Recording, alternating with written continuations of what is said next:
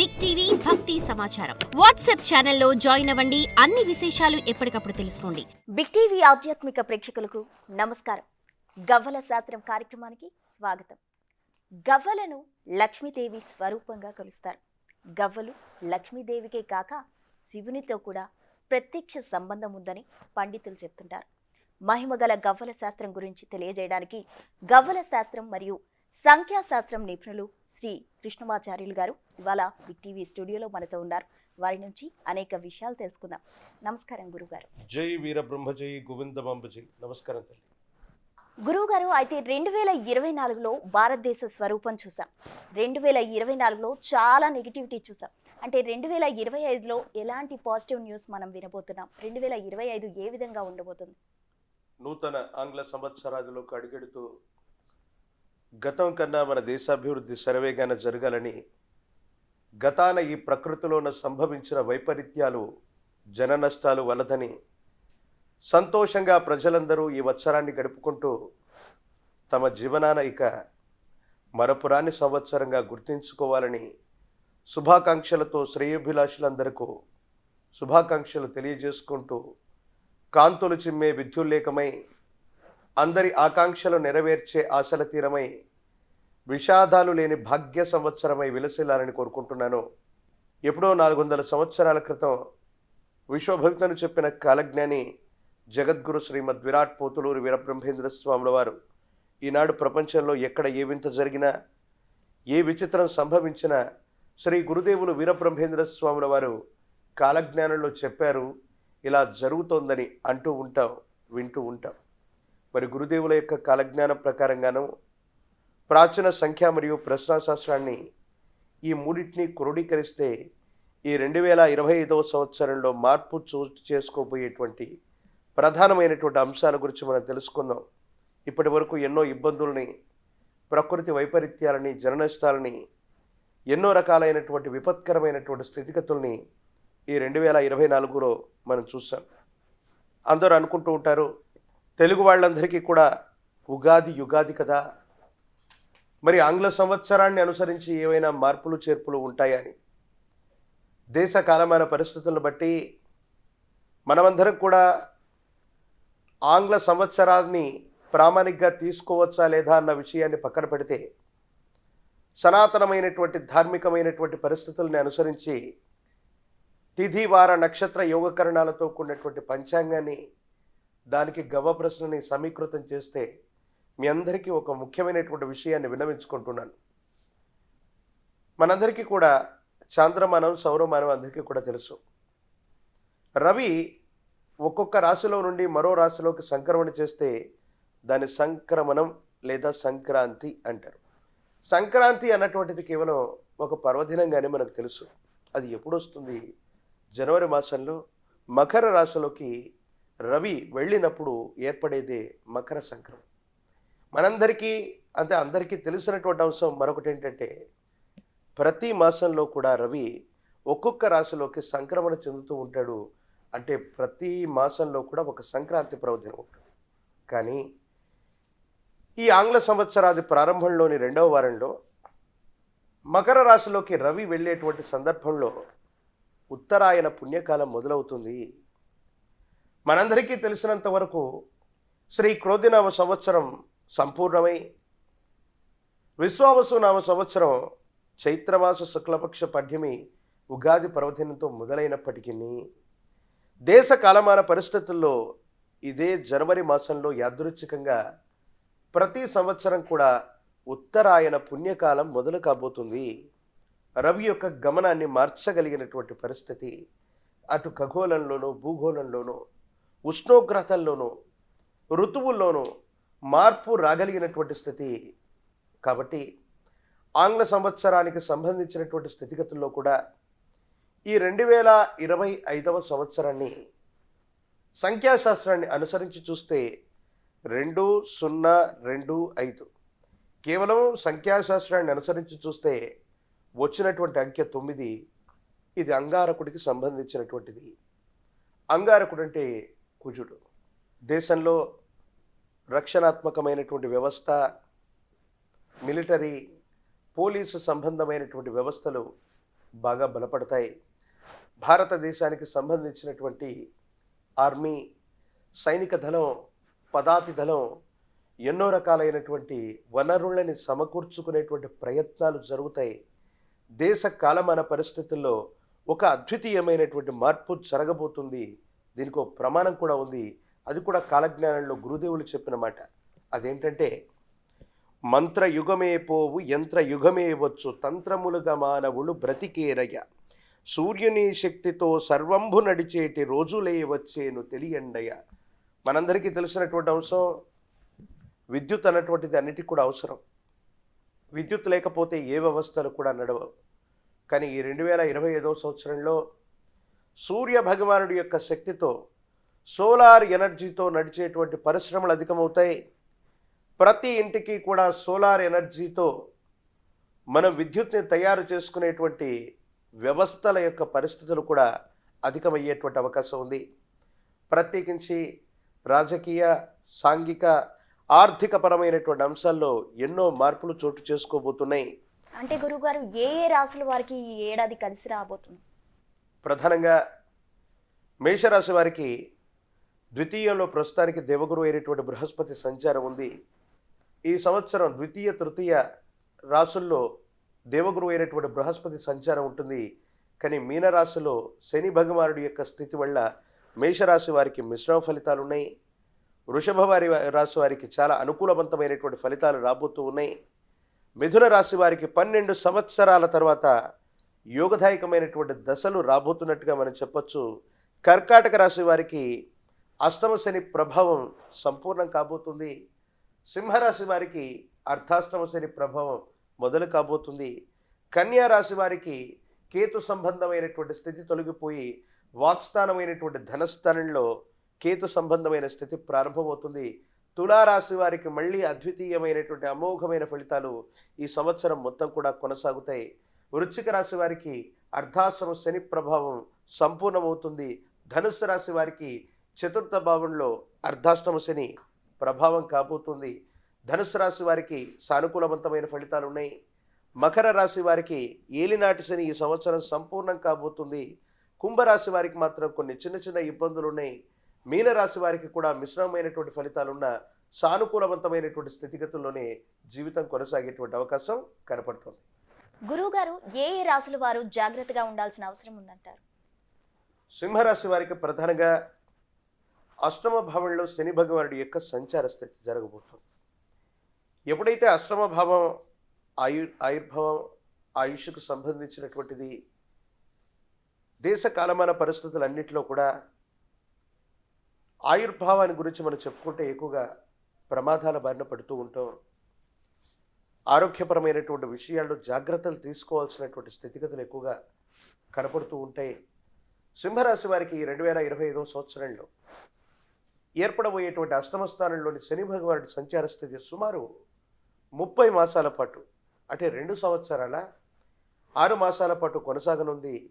కాబట్టి ఆయుష్కు సంబంధించి ఆరోగ్యపరమైనటువంటి అంశాల పట్ల తస్మాత్ జాగ్రత్తగా ఉండటం చెప్పదగిన సూచన. అట్లాగే అనుకూల ప్రతికూలమైనటువంటి శత్రువుల వల్ల కూడా మనకు బాధలు కలుగుతూ ఉంటాయి. ప్రత్యేకించి కొంతమంది మిత్రులతో భాగస్వామ్య సంబంధమైనటువంటి వ్యాపారాలు చేస్తూ ఉన్నప్పుడు భాగస్వామ్య వ్యాపారాల్లో ఇబ్బందులు రావచ్చు. మిత్రులే శత్రువులుగా మారవచ్చు. ఆర్థిక నష్టాలు కూడా పొడచూపేటువంటి అవకాశం ఉంది.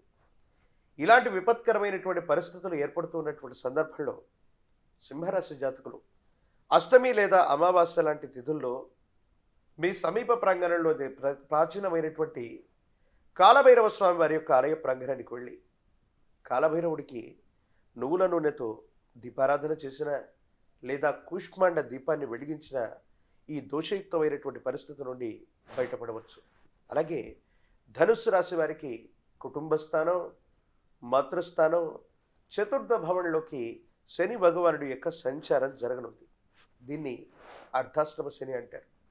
ఎప్పుడైతే అర్ధాష్టమ శని మన జాతకంలో మొదలవుతుందో ఇంటా బయట మానసికమైనటువంటి ఒత్తిళ్లు అధికమైపోతూ ఉండటం, గృహము వాహన సంబంధమైనటువంటి విషయాల్లో రిపేర్లు అధికమవుతూ ఉండటం, మాతృ సంబంధమైనటువంటి స్థితి, తల్లిగారికి ఆరోగ్యపరమైనటువంటి అంశాల్లో ఏవైనా ఇబ్బందులు రావటం, ఈ విధమైనటువంటి పరిస్థితులు ఉంటాయి. ప్రత్యేకించి ధనుసు రాశి జాతకులు, వీరిలో ఎవరైనా ఉద్యోగస్తులు ఉన్నట్టయితే మీరు చేస్తున్న వృత్తి ఉద్యోగాన్ని అకారణంగా విడిచిపెట్టి కొత్త కొలువులోకి వెళదాం, కొత్త సంస్థలోకి వెళదాం, కొత్త ఉద్యోగం కోసం ప్రయత్నం చేద్దామని మీరు ఏదైనా ప్రయత్నం చేస్తే పొరపాటున మీరు గనక ఇప్పుడున్నటువంటి కొలువుని, వృత్తి ఉద్యోగ వ్యాపారాన్ని వదిలిపెడితే చాలా రోజుల పాటు ఖాళీగా ఉండవలసిన పరిస్థితులు ఏర్పడతాయి.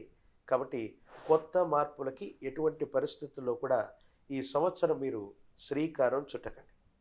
ఇక మరొక ముఖ్యమైనటువంటి అంశం, కుంభరాశి నుండి శని భగవానుడు మీనరాశిలోకి వెళతారు. శని తానున్నటువంటి ఇంటి నుండి ముందు వెనక ఉన్నటువంటి ఇంటికి కూడా శక్తిని ప్రసరణ చేస్తాడు. కాబట్టి మేషరాశి వారికి కూడా ఏలినాటి శని ప్రారంభం కాబోతుంది. మనమందరం అనుకుంటాం ఏలినాటి శని ప్రారంభమవుతూ ఉన్నటువంటి సందర్భంలో అన్ని కష్టాలు వస్తాయి, అన్ని నష్టాలు వస్తాయి, ఇబ్బందులు పడతాయని. కానీ కర్మకారకుడైనటువంటి శని భగవానుడు మనకు మంచి దశలు నడుస్తూ ఉన్నటువంటి సందర్భంలో మన జీవన గతిలో మనం ఎలాంటి దాన ధర్మాలు చేసాం, ఎలాంటి ధార్మికమైనటువంటి జీవితాన్ని గడిపాం, ధర్మబద్ధమైనటువంటి స్థితిగతుల్లో మనం నడుచుకున్నామని అవన్నీ చూసి కర్మకారకుడైనటువంటి శనికి సంబంధించిన ఏలినాటి శని అవ్వచ్చు, అష్టమ శని అవ్వచ్చు, అర్ధాష్టమ శని అవ్వచ్చు, శని మహర్దశలో వాటికి సంబంధించినటువంటి ఫలితాలన్నీ కూడా ఇస్తూ ఉంటాడు. మేషరాశి వారికి వ్యయస్థానంలో శని భగవానుడి యొక్క సంచార స్థితి వల్ల స్థిర చరాస్తులను పొరపాటున కూడా అమ్మకానికి పెట్టకండి. శని తాను రాబోయేటువంటి 3 మాసాల ముందే, అంటే ఇంచుమించుగా ఈ జనవరి మాసానికి అటు ఇటుగానే తనకున్నటువంటి పరిస్థితుల్ని తాను రాబోయే ముందే ముందస్తు హెచ్చరికల్ని, సూచనల్ని పంపుతుంటాడు. అకారణంగా మీకు ఆర్థిక నష్టం రావచ్చు. మీ దగ్గర ఉన్నటువంటి స్థిరచరాస్తుని అమ్మకం చేయవచ్చు. మీకున్నటువంటి ఉద్యోగాన్ని, వ్యాపారాన్ని మీకు మీరుగా వదులుకునేటువంటి ప్రయత్నం చేయొచ్చు. తీవ్రమైనటువంటి మానసికమైనటువంటి ఒత్తిడి కలుగుతుందనో, పై అధికారుల యొక్క బాధల వల్ల ఈ ఉద్యోగం నుండి సెలవు మీద కొంతకాలం వెళ్ళిపోదాం, లేదా కొత్త ఉద్యోగాన్ని వెతుక్కుందాం, కొత్త వ్యాపారం చేద్దామని మాత్రం మీరు పొరపాటున కూడా ప్రయత్నం చేయకండి.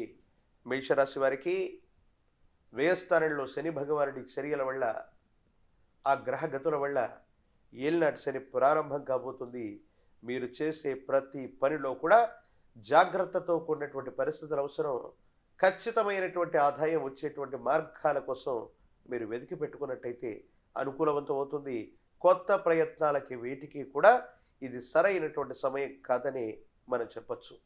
మరిన్ని అనుకూలవంతమైనటువంటి ఫలితాలు రావటానికి గాను మేషరాశి జాతకులు ప్రత్యేకించి శనివారం పూట కానీ, శని త్రయోదశి నాడు కానీ, అమావాస్యకు ముందొచ్చేటువంటి మాస శివరాత్రి పర్వదినంలో కానీ జమ్మి చెట్టు కొమ్మలు, నువ్వుల నూనెని హవనంగా సమర్పిస్తూ తాంత్రిక విధానంలో చేసే శని పాశుపత హవనాన్ని చేయించగలిగితే మేషరాశి జాతకులకి వ్యయస్థానంలోని శని భగవానుడి చర్యల వల్ల, ఏలినాటి శని ప్రభావం వల్ల కూడా సానుకూలవంతమైనటువంటి, అనుకూలవంతమైనటువంటి ఫలితాల్ని తప్పకుండా పొందుతారు.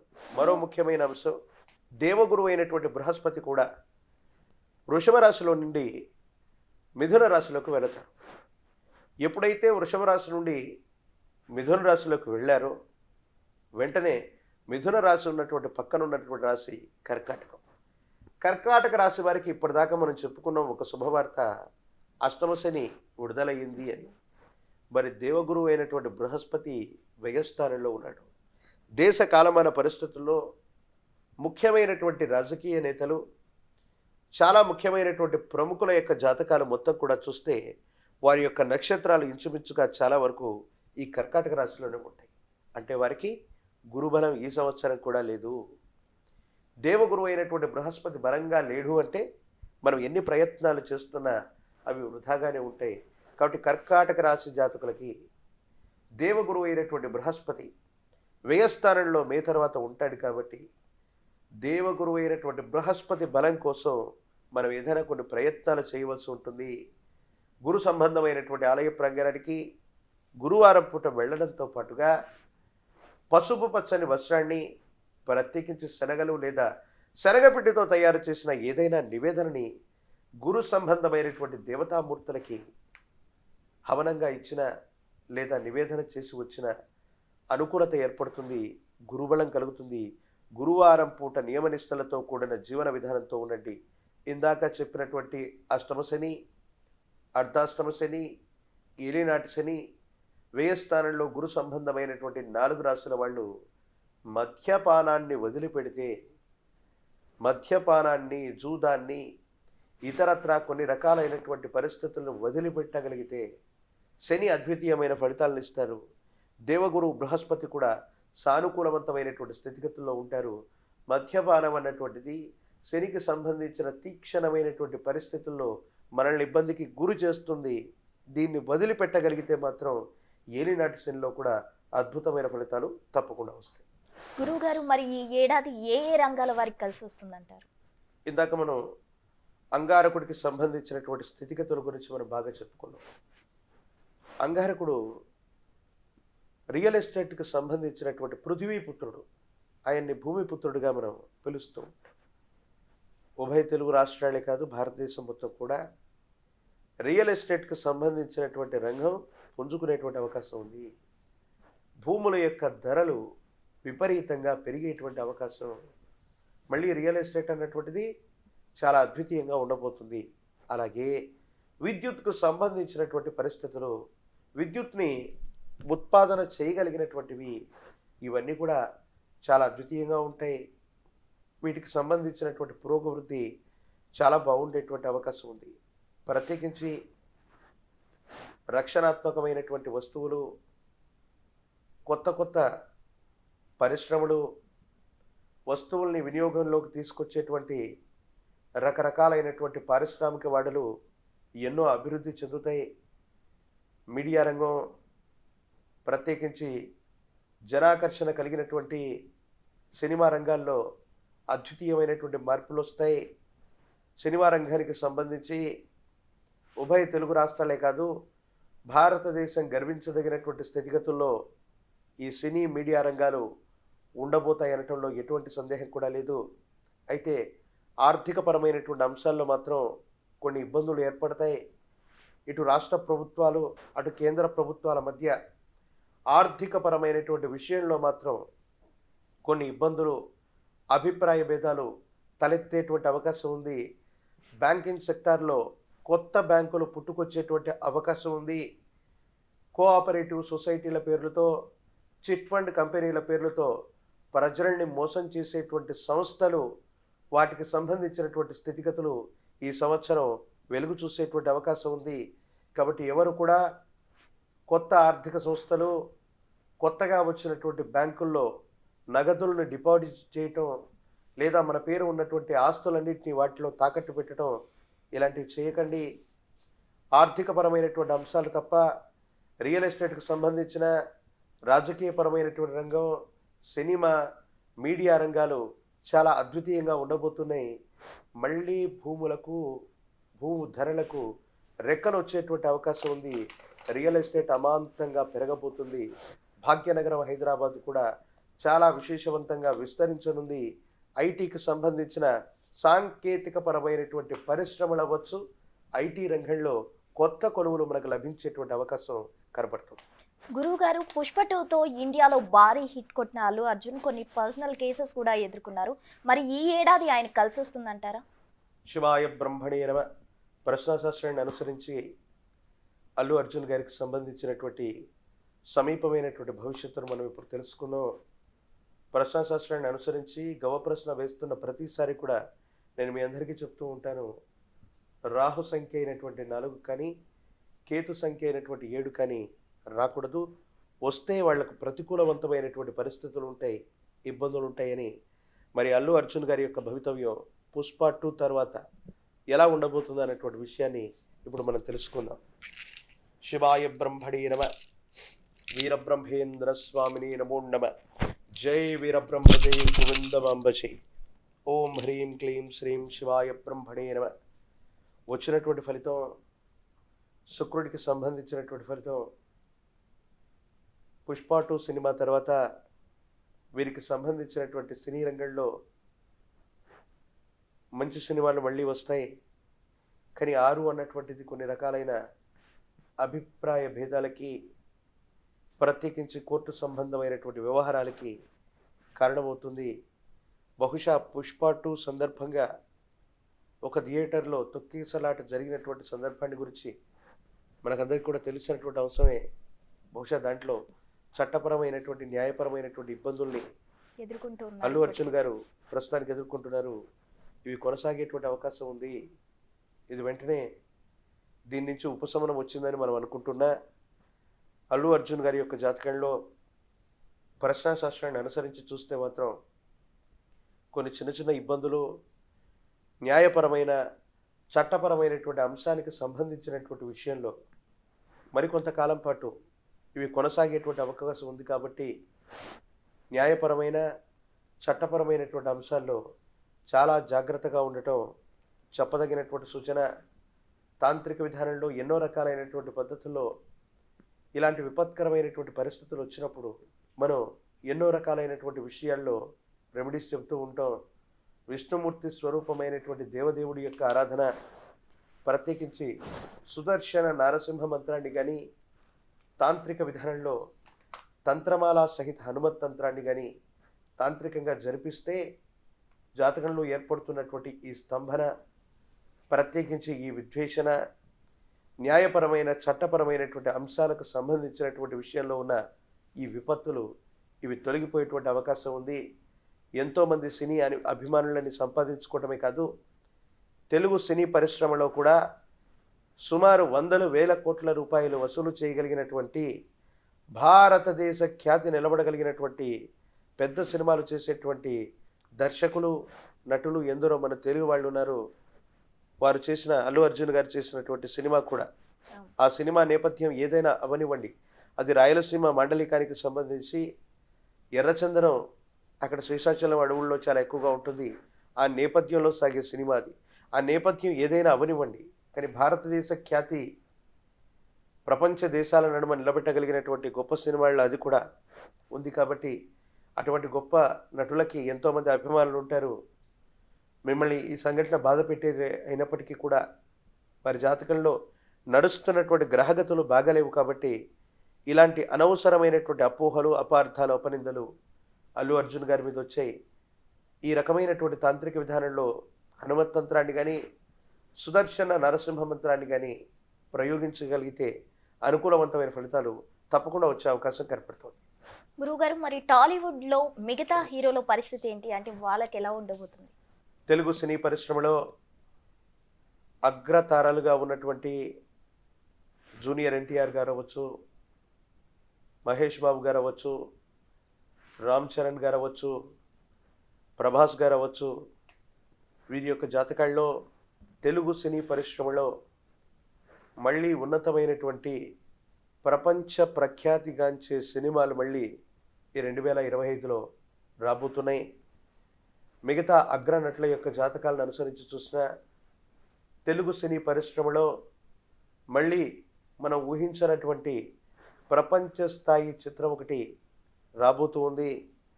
మన తెలుగు వాళ్ళకి ఖ్యాతి లభించేటువంటి అవార్డులు, రివార్డులు ఇవన్నీ కూడా సంభవం అయ్యేటువంటి అవకాశం ఉంది. కానీ నామ నక్షత్రాలని అనుసరించి చూసి, జన్మ నక్షత్రాలని అనుసరించి చూస్తే, ప్రత్యేకించి ఎన్టీఆర్ గారి యొక్క జాతకంలో, జూనియర్ ఎన్టీఆర్ గారి జాతకంలో మరో ముఖ్యమైనటువంటి సినిమా లేదా దానికి తగ్గ విశేషవంతమైనటువంటి ఖ్యాతి వారు సముపార్జించుకునేటువంటి అవకాశం కనబడుతుంది. ప్రత్యేకించి రామ్ చరణ్ తేజ గారి యొక్క జాతకంలో కూడా అనుకూలవంతమైనటువంటి పరిస్థితులు రాబోతున్నట్టుగా మనం చూడొచ్చు. ఇంకా రాజకీయ నేతల విషయానికి వస్తే ఎవరెవరి లైఫ్ టర్న్ కాబోతున్నాయి అంటారు? ఆశ్లేష నక్షత్రం, కర్కాటక రాశి, మాన్యశ్రీ మాజీ ముఖ్యమంత్రి వర్యులు శ్రీ కల్వకుంట్ల చంద్రశేఖరరావు గారి యొక్క జాతకంలో ఎన్నో సంవత్సరాలుగా 3-4 ఏళ్ళుగా చెప్తున్నాను, అష్టమ శని ప్రభావం వల్ల పార్టీ ఓడిపోయింది, ఇబ్బందులు పడుతున్నారు, ఆరోగ్యపరమైనటువంటి అంశాల్లో కూడా తీవ్రమైనటువంటి ఇబ్బందులు పడుతున్న దాఖలాలు మనం చూడొచ్చు. అష్టమ శని ప్రభావం విడిపోతున్నప్పటికీ దేవగురువు అయినటువంటి బృహస్పతి మిథున రాశిలో వ్యయంలో ఉన్నారు. మరికొద్ది కాలం ఆగితే మాత్రమే చంద్రశేఖరరావు గారి యొక్క జాతకంలో అనుకూలవంతమైనటువంటి ఫలితాలు వస్తాయి. ప్రస్తుతానికి మళ్ళీ ఆయన యొక్క జాతకంలో దేవగురువు అయినటువంటి బృహస్పతి బలంగా లేడు. ఇక ఇదే తెలంగాణ రాష్ట్రానికి సంబంధించి కేటీఆర్ గారి యొక్క జాతకంలోకి దేవగురువు అయినటువంటి బృహస్పతి బలం రాబోతుంది. కవిత గారి యొక్క జాతకంలో కూడా బలం రాబోతుంది. ఒక సామాజికమైనటువంటి ప్రజా ఉద్యమానికి శ్రీకారం చుట్టే అవకాశం ఉంది. ప్రత్యేకించి మాన్యశ్రీ ముఖ్యమంత్రి వర్యులు శ్రీ యనుమల రేవంత్ రెడ్డి గారి యొక్క జాతకంలో రాజయోగం నడుస్తూ ఉంది. కొన్ని పరిస్థితుల్లో ప్రతిబంధకాలు, ఇబ్బందులు ఎదుర్కోవాల్సి వచ్చినప్పటికీ కూడా ప్రత్యేకించి వారి యొక్క జన్మజాతకాన్ని అనుసరించి, నామ నక్షత్రాన్ని, వారికి ఉన్నటువంటి గ్రహగతుల్ని అనుసరించి చూస్తే వారి యొక్క జాతకంలో సానుకూలవంతమైనటువంటి పరిస్థితులు నడుస్తూ ఉన్నాయి. ప్రత్యేకించి ఆంధ్రప్రదేశ్లో మాన్యశ్రీ మాజీ ముఖ్యమంత్రి వర్యులు శ్రీ వైఎస్ జగన్మోహన్ రెడ్డి గారి జాతకంలోకి గురుబలం రాబోతుంది. ప్రస్తుతానికి అక్కడ ప్రతిపక్ష నేతగా కూడా లేనటువంటి సందర్భం నుండి పార్టీ మళ్ళీ బలాన్ని పుంజుకునేటువంటి అవకాశం ఉంది. స్థానిక సంస్థలకు సంబంధించిన ఎన్నికలు రావచ్చు రాకపోవచ్చు, కానీ పార్టీ బలాన్ని పుంజుకునేటువంటి పరిస్థితి వైఎస్ జగన్మోహన్ రెడ్డి గారి యొక్క జాతకంలో కనపడుతోంది. ప్రత్యేకించి మాన్యశ్రీ ఉప ముఖ్యమంత్రి వర్యులైనటువంటి శ్రీ కొనిదెల పవన్ కళ్యాణ్ గారి యొక్క జాతకంలో శ్రవణ నక్షత్రం, మకర రాశి, ఏలినాటి శని సంపూర్ణం కాబోతుంది. పవన్ కళ్యాణ్ గారి యొక్క జాతకంలో మరొక్కసారి గొప్ప రాజయోగం రాజకీయ రంగంలో మనం చూస్తున్నాం. సమీపమైన భవిష్యత్తులో అన్నీ అనుకూలిస్తే పవన్ కళ్యాణ్ గారు ముఖ్యమంత్రి అమాత్యుడు తత్సమానమైనటువంటి స్థాయిలో కూడా కూర్చోనగలిగినటువంటి పరిస్థితులు వారి యొక్క జాతకంలో ఉన్నాయి. ప్రత్యేకించి నారా చంద్రబాబు నాయుడు గారి యొక్క జాతకంలో కూడా ప్రత్యేకించి కాస్త గురుబలం తక్కువ ఉన్నటువంటి కారణంగా ఆరోగ్యపరమైనటువంటి అంశాల పట్ల కొంత జాగ్రత్త అవసరం. నారా లోకేష్ గారి యొక్క జాతకంలో కూడా శని సంబంధమైన స్థితిగతుల వల్ల అనుకున్నటువంటి విషయాల్లో వేగవంతమైనటువంటి మార్పులు రాకపోవచ్చు. మొత్తం మీద ఉభయ తెలుగు రాష్ట్రాలకు సంబంధించి మాన్యశ్రీ ముఖ్యమంత్రి వర్యులు శ్రీ యనుమల రేవంత్ రెడ్డి గారి యొక్క జాతకం అద్వితీయంగా ఉంది. కొన్ని ఇబ్బందులు ఎదుర్కొన్నప్పటికీ కూడా వారు ఉన్నతమైనటువంటి నిర్ణయాలు తీసుకునేటువంటి అవకాశం ఉంది. సొంత వ్యవస్థని, సొంత కూటమిని సిద్ధం చేసుకునేటువంటి పరిస్థితులు. ఇప్పుడు రేవంత్ రెడ్డి గారు అంటే కేవలం కాంగ్రెస్ పార్టీకి సంబంధించినటువంటి వ్యక్తిగా మనకు తెలుసు. రేవంత్ రెడ్డి గారి యొక్క జాతకంలో అంతకు మించినటువంటి ఒక గొప్ప యోగాన్ని మనం ఈ 2025 అటు ఇటుగా మనం చూడబోతూ ఉన్నాం. కొన్ని అనివార్య పరిస్థితుల మధ్య సొంత కూటమిని ఏర్పాటు చేసుకోవడంతో పాటు దేశ స్థాయిలో ఇప్పటి వరకు ఉభయ తెలుగు రాష్ట్రాల్లో రేవంత్ రెడ్డి గారు తెలుసు, దేశ స్థాయిలో వారి యొక్క పేరు వినిపించేటువంటి అవకాశం ఓ సందర్భంలో రాబోతుందటంలో ఎటువంటి సందేహం కూడా లేదు. పవన్ కళ్యాణ్ గారి యొక్క జాతకంలో విశేషవంతమైనటువంటి రాజయోగం కూడా రాబోతుంది. వీరిద్దరి యొక్క జాతకాలు మిగతా వాళ్లతో పోలిస్తే చాలా గొప్పగా ఉన్నాయి, గొప్పగా టర్న్ తీసుకోబోతున్నాయి. అలాగే ప్రత్యేకించి భారతదేశ ప్రధానమంత్రి వర్యులు మాన్యశ్రీ నరేంద్ర మోడీ గారి యొక్క జాతకంలో అనురాధ నక్షత్రం, వృశ్చిక రాశి, అర్ధాష్టమ శని ప్రభావం పూర్తవుతోంది.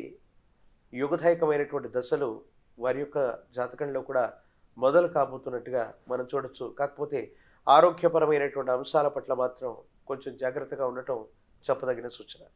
అంటే తెలుగు రాష్ట్రాల్లో పరిస్థితుల్లో ఎలాంటి మార్పు మనం చూసే అవకాశం ఉందంటారు? 29 రాష్ట్రాలు ఉన్నాయి దేశం మొత్తం. ఈ 29 రాష్ట్రాల్లో తెలుగు రాష్ట్రాలు 2 ఉన్నాయి. తెలంగాణకి రాజధాని ఏమిటి అంటే హైదరాబాద్ నగరం అని చెప్పుకుంటాం. కానీ తెలుగు రాష్ట్రాల్లో మరో రాష్ట్రమైనటువంటి ఆంధ్రప్రదేశ్కి ఇప్పటి వరకు కూడా రాజధాని ఏది అంటే కన్ఫ్యూజింగ్గా ఉన్నటువంటి పరిస్థితిని మనం చూస్తున్నాం. బహుశా రాజధాని అంటే ఏమిటో ఈ ప్రశ్నకు సమాధానం చెప్పలేనటువంటి రాష్ట్రం ఆంధ్రప్రదేశ్గా మిగిలిపోతుందేమో అని మనం చెప్పుకుంటుంటాం.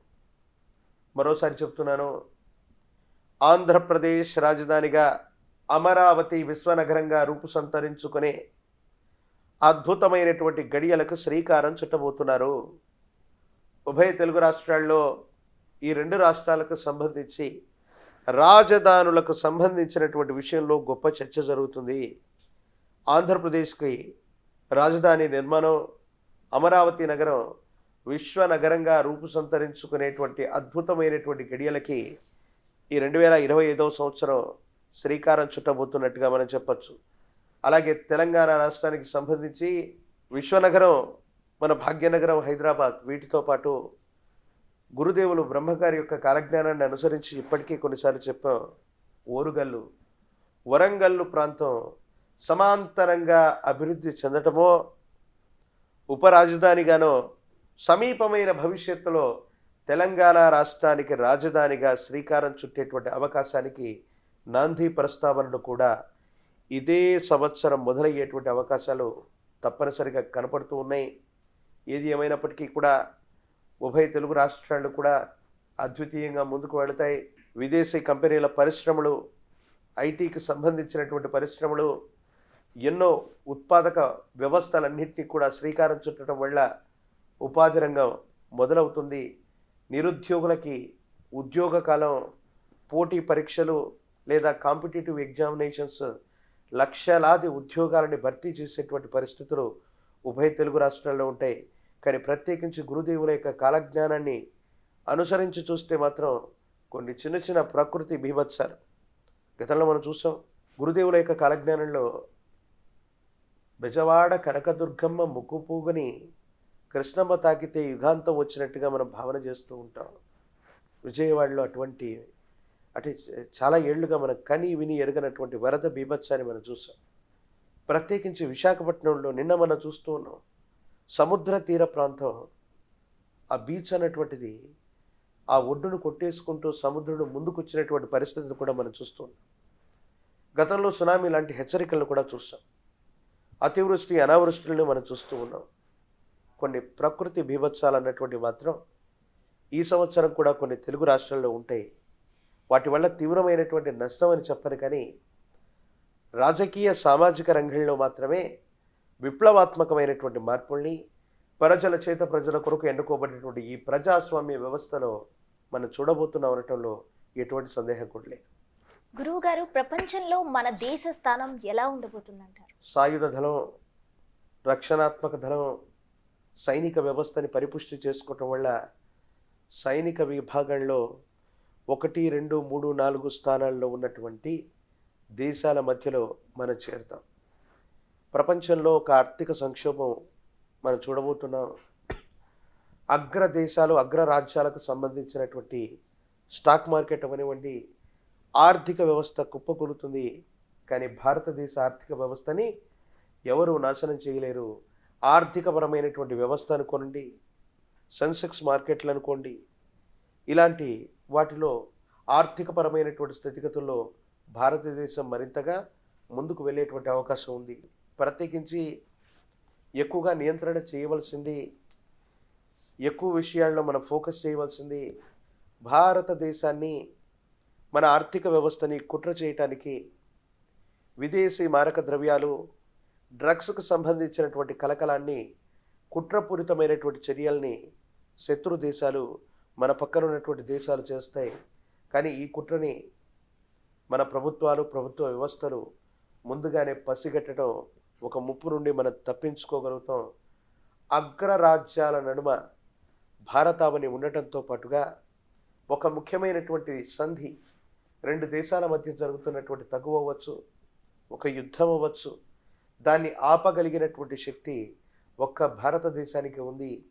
ఐక్యరాజ్య సమితి తలుచుకున్న జరగినటువంటి పనిని, అగ్రదేశాల మధ్య ఉన్నటువంటి ఒక తగువుని, 2 ముఖ్యమైనటువంటి దేశాల మధ్య జరుగుతున్నటువంటి ఇబ్బందిని భారతదేశం రాజీ మార్గంలో సంధి చేసేటువంటి అవకాశం ఉంది. భారతదేశానికి సంబంధించినటువంటి ఖ్యాతి మరింతగా పెరుగుతుంది. ప్రత్యేకించి టూరిజం, భారతదేశానికి సంబంధించినటువంటి విషయంలో టూరిజం సంబంధించినటువంటి విషయాలు చాలా అద్భుతంగా ఉండబోతున్నాయి. ప్రత్యేకించి ఆధ్యాత్మిక పరమైనటువంటి అంశాల్లో ఇప్పుడే భవ్యమైనటువంటి అయోధ్య రామ మందిర నిర్మాణాన్ని మనం చూసాం. భారతదేశంలో మరిన్ని ఆధ్యాత్మికమైనటువంటి శోభలతో కూడినటువంటి పరిస్థితులను చూస్తాం.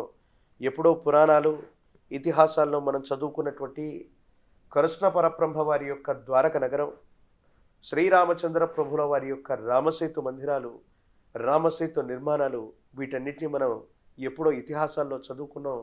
భారతదేశం ఎవరూ చేయలేనటువంటి గొప్ప పరిశోధనలు చేసి ఎన్నో వేలు లక్షల సంవత్సరాల నాటి ఇతిహాసాలు, ఇవి కథలు కాదు, ఇది వాస్తవం. అసలు భూమి మీద మనిషి ధార్మికంగా జీవించడానికి ఈ భారతావని మొట్టమొదటిని నిరూపించేటువంటి ప్రక్రియలో కొన్ని ఆధ్యాత్మికపరమైనటువంటి అంశాలను వెలికి తీయటం వల్ల ప్రపంచ దేశాలన్నీ కూడా భారతావని వైపు చూస్తే సనాతనమైనటువంటి ధర్మం గొప్పగా పరిడవిల్లబోతుంది. అగ్రరాజ్యాల మధ్య లేదా అగ్రరాజ్యాల సరసన భారతావని యొక్క ఖ్యాతి విశేషంగా పెరగబోతుంది అనటంలో కూడా ఎటువంటి సందేహం కూడా లేదు. గురువుగారు, యథావిధిగా ఈ ఏడాది కూడా ప్రకృతి విపత్తులు విరుచుకుపడే ప్రమాదం ఉందంటారా? గత సంవత్సరం కొన్ని రకాలైనటువంటి ప్రకృతి విపత్తులను మనం చూసాం. ఈసారి పిడుగులతో కూడినటువంటి వర్షాలు, మేఘం మరొక దానితో ఒకటొకటి ఢీకొట్టినటువంటి సందర్భంలో ఏర్పడబోయేటువంటి పరిస్థితిని పిడుగుపాటు చర్యలుగా మనం చెప్తాం. పిడుగులతో కూడినటువంటి పరిస్థితుల్ని, అలాగే అగ్ని సంబంధమైనటువంటి ప్రమాదాలని మనం కొన్ని చూస్తాం. ఇది ప్రకృతి విపత్తుల వల్ల అవ్వచ్చు, స్వయంకృత అపరాధాల వల్ల అవ్వచ్చు. ఈ ఉభయ తెలుగు రాష్ట్రాలు భారతావనిలో ఎక్కువగా విద్యుత్ వల్ల కానీ, పిడుగుపాటు చర్యల వల్ల కానీ, అగ్ని సంబంధమైనటువంటి ప్రమాదాలు కానీ ఎక్కువగా మనం చూస్తాం. అలాగే ఈసారి ఉష్ణోగ్రతల్లో కూడా మనకు వెంటనే వేసవికాలం రాబోతూ ఉంటుంది.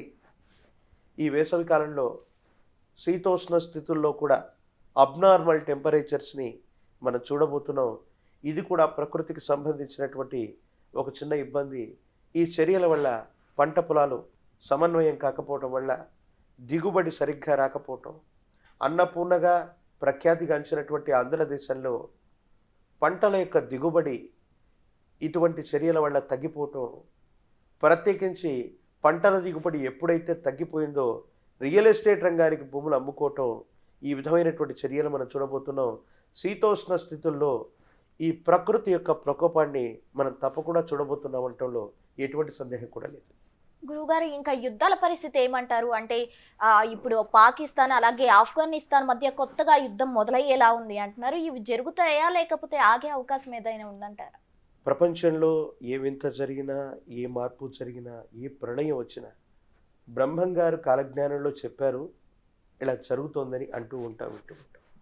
మీరు అడిగినటువంటి ప్రశ్నకు కూడా ఓ చక్కనటువంటి మాటని గురుదేవుల కాలజ్ఞానంలో చెప్పుకున్నారు. ప్రత్యేకించి ఘోర యుద్ధంబులే జరిగేనయ్యా, గాలిలోన విషము కలిపేరయ్యా, ఏడవ దిక్కులేక సచ్చేరయ్యా, ప్రకృతి తలక్రిందులయ్యేనయ్యా. కొన్ని సంవత్సరాలుగా రెండు దేశాల మధ్య యుద్ధం జరుగుతుంది. మళ్ళీ పాకిస్తాన్, ఆఫ్ఘనిస్తాన్ సరిహద్దు ప్రాంతాల మధ్యలో ఈ తగవులు మొదలయ్యాయి. ఈ 2025వ సంవత్సరంలో ఇలాంటి ఘోరమైనటువంటి యుద్ధాలకి నిజంగానే నాంది ప్రస్తావన పడుతుంది. అటువైపు ఉక్రెయిన్, పాలస్తీనా, రష్యా, మరోవైపు చూస్తే ఉత్తర కొరియా, దక్షిణ కొరియా, భారతదేశానికి చుట్టుపక్కల ఉన్నటువంటి ఆఫ్ఘనిస్తాన్, పాకిస్తాన్, చైనా, అందరి దగ్గర కూడా అణ్వాస్త్రాలను వాళ్ళ యొక్క అమ్ములో దాచుకుని ఉన్నారు. ఏ క్షణంలో ఏ దేశమైనా, ఏ దేశం మీదైనా అణ్వాస్త్ర ప్రయోగాన్ని చేయటానికి సిద్ధమవుతుంది.